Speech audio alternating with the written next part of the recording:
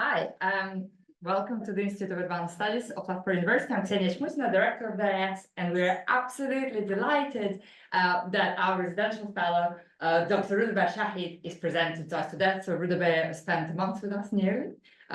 It's been great hosting you here, and Dr. Ron Lee, who's hosting Rudabeh, will be doing introductions in a second.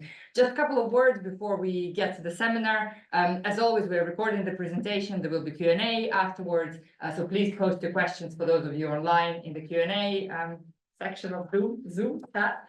We'll be taking questions here in the audience as well, and the questions will not be released as part of the video on YouTube. Ron, over to you. Please introduce. Thanks very much. Very warm welcome to all of you. I'm delighted to be able to introduce Dr. Rudabeh Shahid's presentation today. Dr. Shahid's a visiting assistant professor at Oberlin College, a fellow at the Atlantic Council South Asia Centre, and a senior consultant at the European Institute for International Law and International Relations.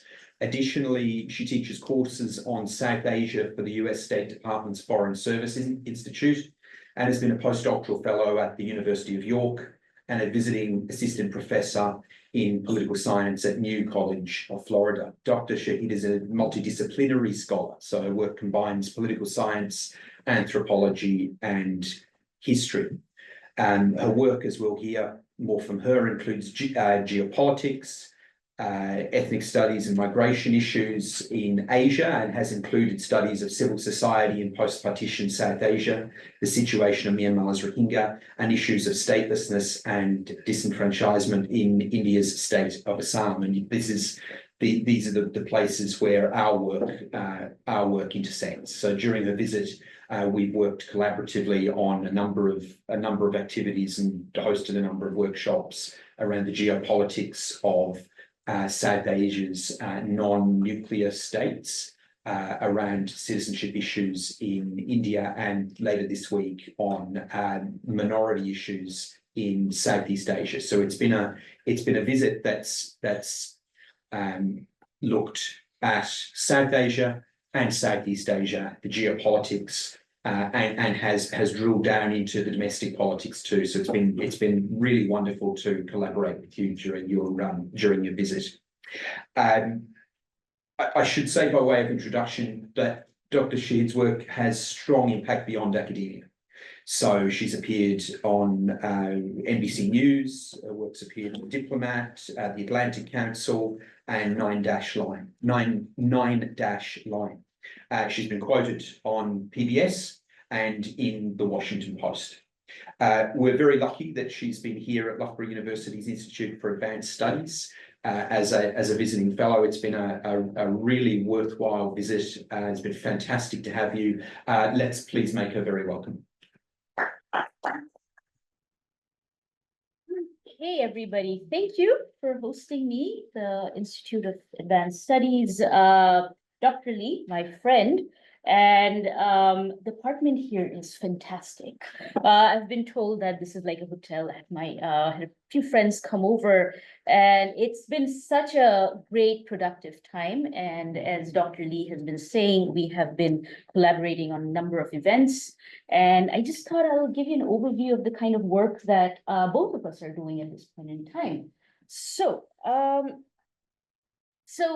this has been covered already. I'm at Oberlin College. I teach multidisciplinary courses. I am in the Department of Politics, but a lot of my teaching also includes things from history, anthropology, development studies. I teach people at the Foreign Service Institute in the Department of State. And that is quite different from teaching undergrads, diplomats who would be posted to the South Asia region. And then I also do policy work for the Washington, DC based think tank, the Atlantic Council, their South Asia Center. I'm a non-resident senior fellow.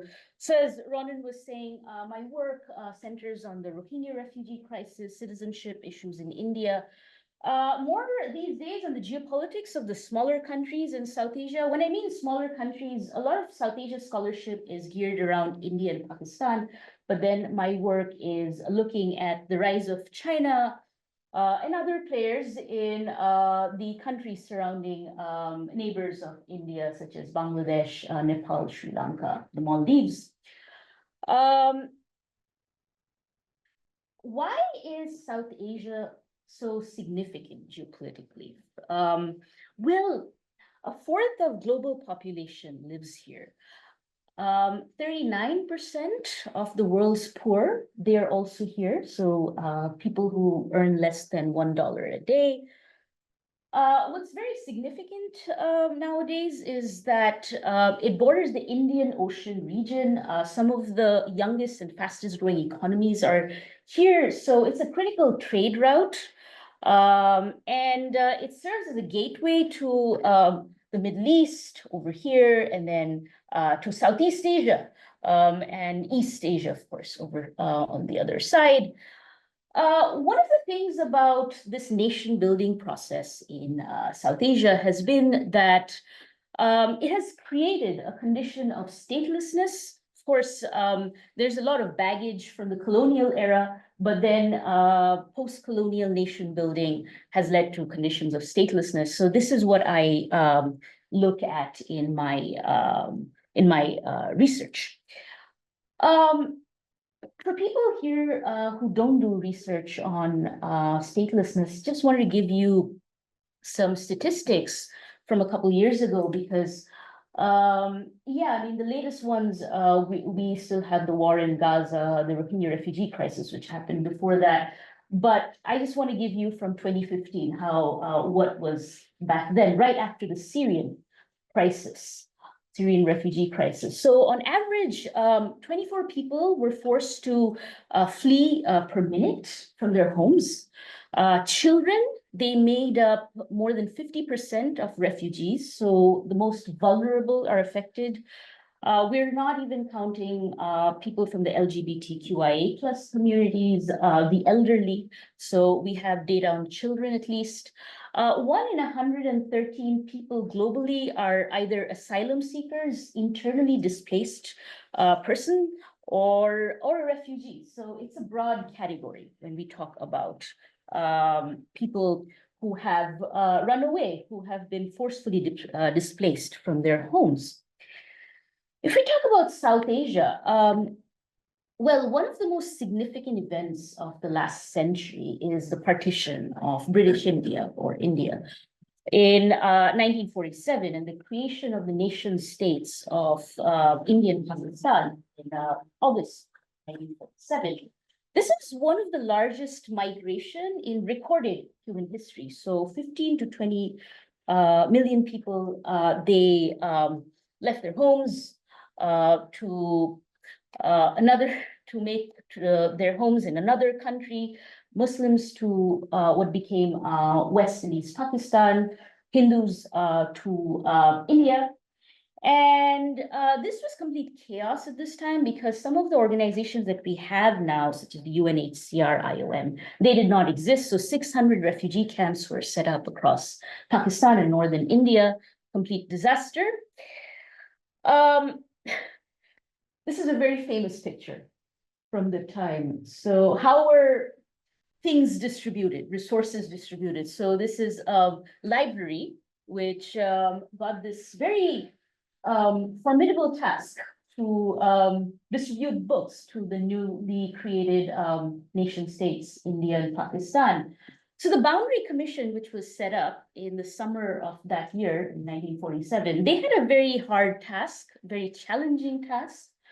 Whether they did a good job or bad job, well, I leave that up to historians, and there's so much written about it. You can go and check it out. But what they had to do is look at the census. Now, what level of census should they look at? The village level, the district level, the town level? You get a different set of minorities looking at that. Taxation revenues, that also changes, right? In some areas, certain groups perhaps pay more taxes. That they also looked into. Now, the division of industries, so raw materials came from one part of the country, the factories were another part, how to distribute that. Some areas were really affected by that, for example, the province of Bengal. division of rivers and holy sites. So the rivers, that's still under dispute to this day. So Bangladesh, for example, which formed after this, when East Pakistan broke away, they still have disputes these days with India over river water sharing. So does Nepal with India. And then, of course, holy sites. So certain groups, they perhaps were in majority in certain areas, but their holy sites were in another country that was formed. For example, the Sikhs. So it was a complete disaster. That also led to a humanitarian crisis at that time. Now the geopolitics of it. I know this is very controversial, but there is one interpretation that's getting a lot of traction these days. So there was this great power play. This happened. So of course, the hero of World War II, this country, Churchill, Prime Minister, he thought that apparently that Pakistan would be a faithful friend to the West, and it would stop the spread of communism in a socialist-leaning India, which was to be formed over here. And so Pakistan was created as a buffer state. So this is one interpretation of the time, how the great powers thought about this. And so the Soviet Union was there, and so the Western powers actually had this mind way before 1947, when the partition actually happened. So apparently this theory, certain politicians, including Prime Minister Churchill, he came up with this back in 42, 43. A lot of the documents point out to this time. The map of South Asia also changed. It's exactly 24 years later. So as you can see, West Pakistan is here, East Pakistan is here. They are separated in 1947. This country comes into being with two wings. I can't think of a country like this now, but this came into being. Now, the issue was that the people here, they had more of a homogenous culture as opposed to people here. So the Bengalis over here, there was an ethnic uprising because there was an election in 1970 and a leader was elected here. And this part of the country had more population, but their leader of the Awami League, Mujibur Rahman, was not allowed to form government, and then there was an uprising. After this, there was a crackdown in East Pakistan, by West Pakistan, the junta at the time in West Pakistan, and then this went on for 9 months from March to December in 1971. 10 million refugees fled to neighboring India, as you can see over here. Then after that, there was direct Indian intervention, which led to a further change in the map of South Asia.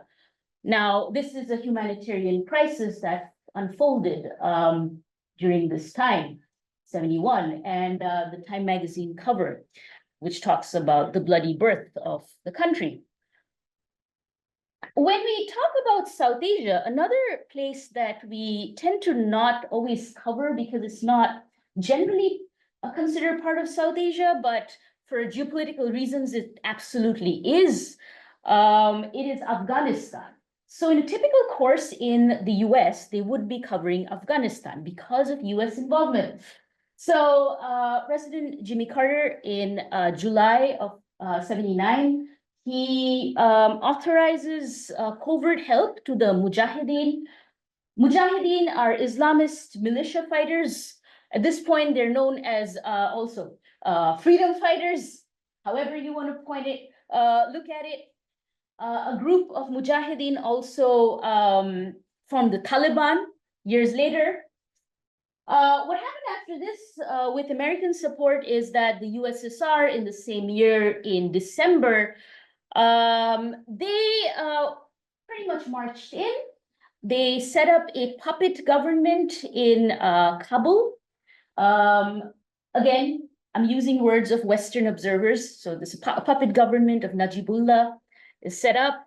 And after this, for decades, 3.5 million refugees flee to neighboring Pakistan, just across the border. And then, of course, 1 million in Iran, but because we're focusing on South Asia. Yeah. Okay, and next one. Now, that is something you perhaps know. So a Western observer generally in the UK would know about the Partition of India, perhaps the creation of Bangladesh, the humanitarian crisis that led to it, certainly Afghanistan. But Sri Lanka is one country that is perhaps not as talked about, although we have a very big Sri Lankan diaspora in this country, in Canada and the US. Now, this is the Sri Lankan flag. It's very beautiful. And yeah, a little bit about the flag. So this represents, this represents the Sinhalese lion. And the Sinhalese are the majority in this country. And as you can see, the lion is holding a sword and it's pointing towards two minority groups. So this in saffron are the Tamils. They're largely Hindus, so the color that's used to for them is saffron. And then Muslims, green, that's the color used. So you can see this tension right from the Sri Lankan flag.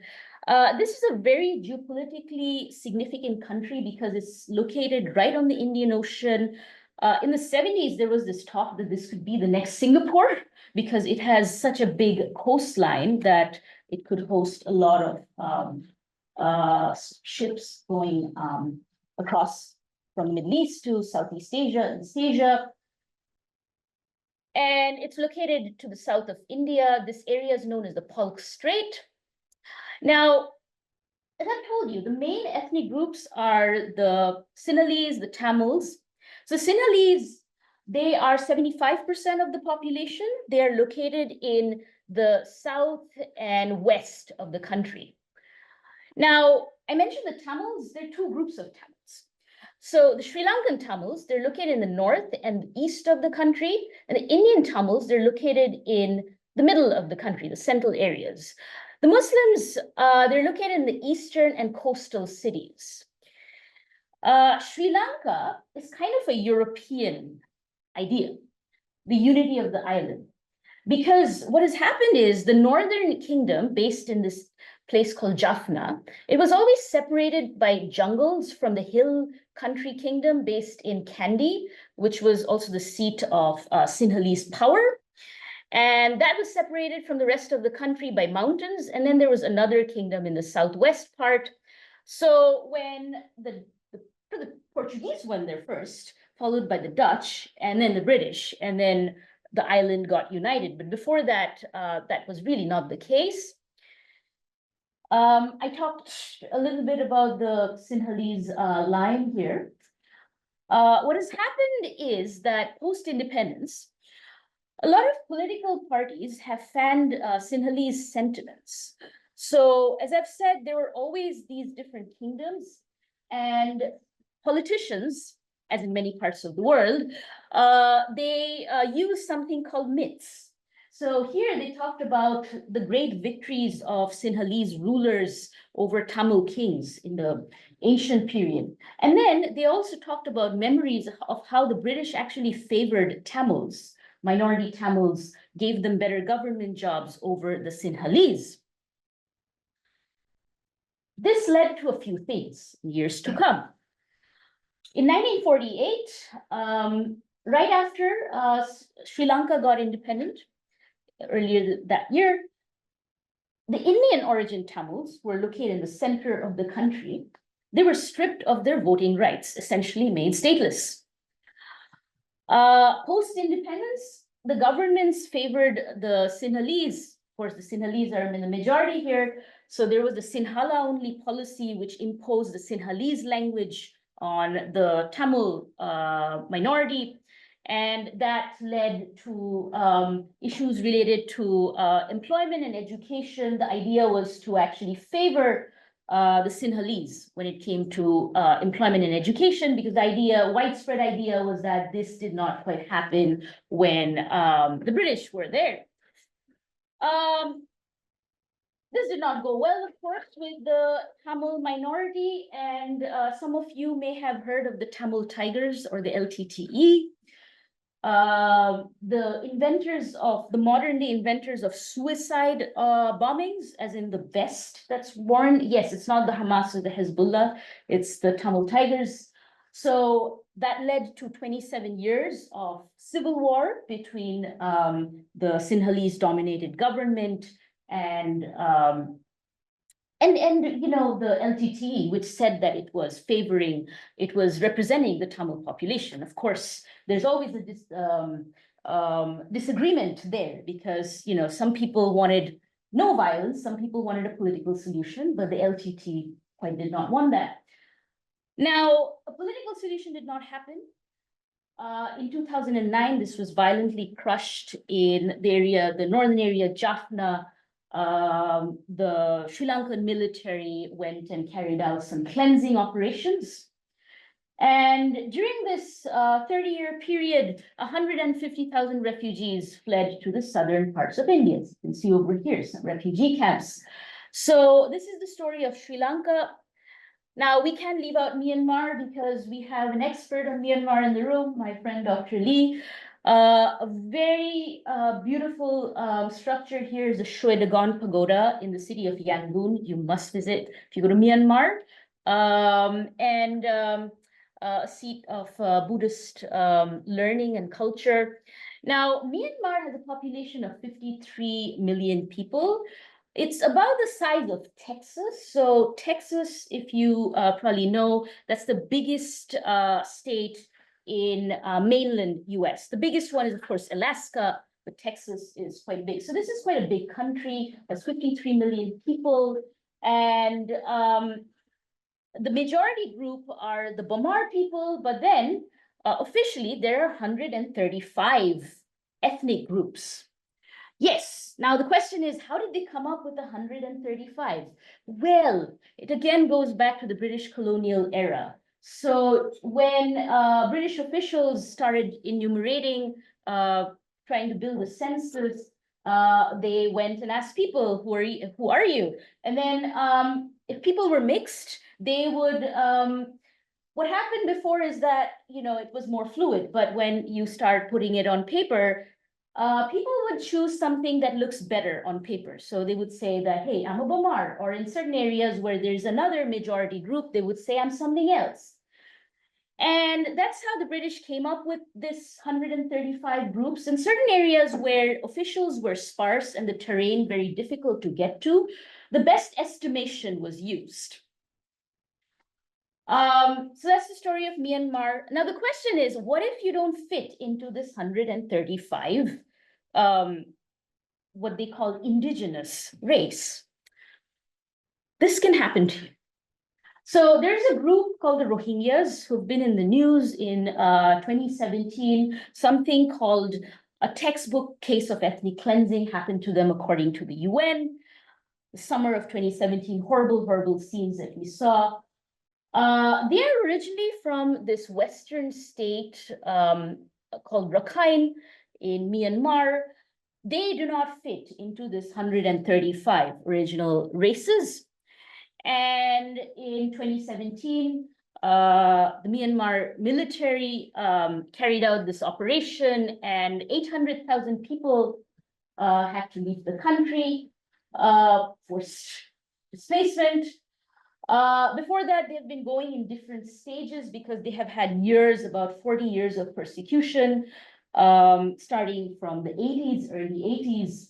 And so at this point, there are 1.1 million refugees in the southeastern part of Bangladesh in this area called Cox's Bazar. Now, the next cases of statelessness in South Asia, right? So I've given you an overview. There are, of course, many other cases. and that would be very hard to cover, but these are some of the major ones. And now the question is, what can happen in the future? Well, has anybody been to the Maldives? No, you have, okay. So Maldives, it's totally a microstate. So by any definition, it's a microstate. It has many islands, again, a very geopolitically important place because a lot of ships go there and a lot of trade from the Middle East to Eastern and Southeastern Asia. It's an archipelago, which means a group of islands. So there are 1,200 islands in the Maldives, but only 200 are inhabited. These islands are known as atolls.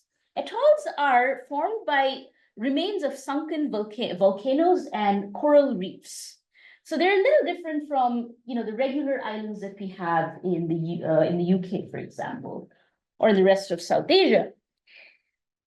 So it's known as the honeymooners' paradise because it's known for luxury tourism. A lot of people from the UK, from Europe, these days from Russia, because Russians cannot go to a lot of places. They end up in the Maldives. Very rich Russians, they go on holiday to the Maldives.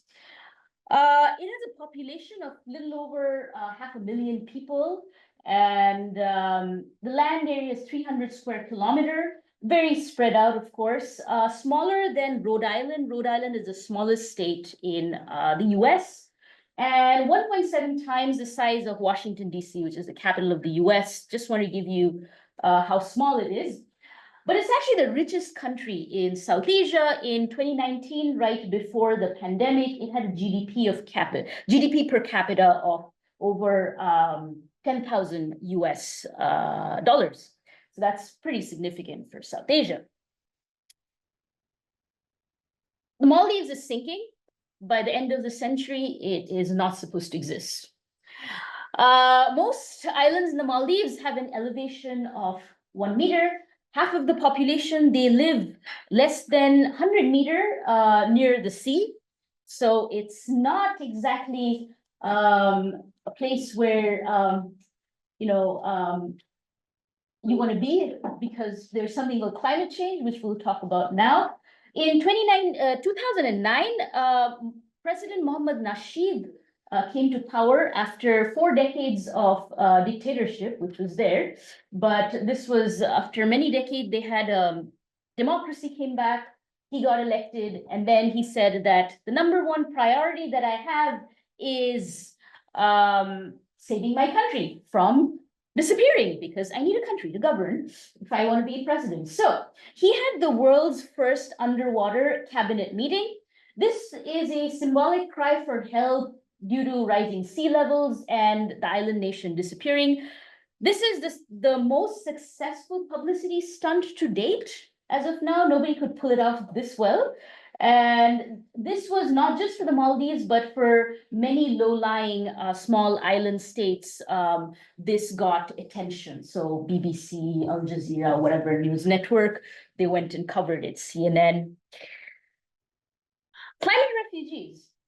I want to give you a scale of what's about to come. So I do give people trigger warnings because sometimes they don't understand the scale of all this. So trigger warning, because I'm going to give you this fact, which is that by 2050, we'll have 10 billion people, and then 150 million people are going to be environmental refugees. So all the refugees crisis that we've talked about, this is way bigger. And this is according to the Intergovernmental Panel on Climate Change, their model that they had in 2008. This is the most widely cited one. Of course, there are other models, but this is the most widely cited one.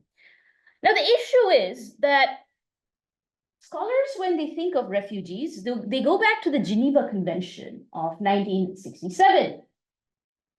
So who is a refugee according to the Geneva Convention of that year? Well, it is somebody who has a fear of being persecuted, is outside the country of his nationality, unwilling to avail himself the protection of that country, and unwilling to return to that country if they had to run away. Climate change refugees, environmental refugees, how do you say? So who's persecuting you? You can't really say the climate is persecuting you, right? So they would all be classified as economic migrants, unfortunately, if we hold on to this definition, of course. South Asia, where does it stand with climate change? Well, it ranks very high on the global climate risk index. Three of the countries, India, Pakistan, and Bangladesh, they are in the top 10 group of countries that would be affected the most by climate change, given that there is a lot of poverty, population density in those countries. 700 million, that is half of South Asia's population, have at least experienced at least one climate-related disaster.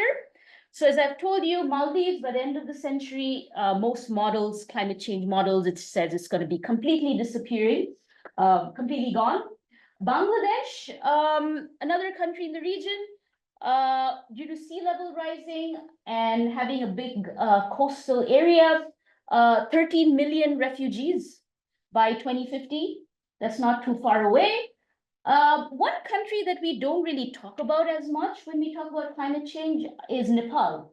So the flatland areas, understandable, there would be flooding due to monsoons, which happens here in this part of the world. But then there would be a lot of landslides. This is getting more and more frequent in Nepal. So this is the Everest base camp that you can see over here. They're planning to move this now because a glacier nearby is melting. So this is unsafe now. So this is where South Asia stands. So if we talk about Bangladesh, 13 million refugees by 2050. Monsoon floods, it happens over here. It's getting more and more frequent. And then, but by the way, it's supposed to flood because it's a delta country, is dependent on water resources for generations, centuries. That's important for agriculture reasons. It's a lot of the basins of the rivers, they're located here. And during every year, 60% of the country floods. And this is getting more and more frequent and more destructive. And we saw just images from the last slide. During years of peak rainfall, water flow is tremendous. So that's why it gets really bad.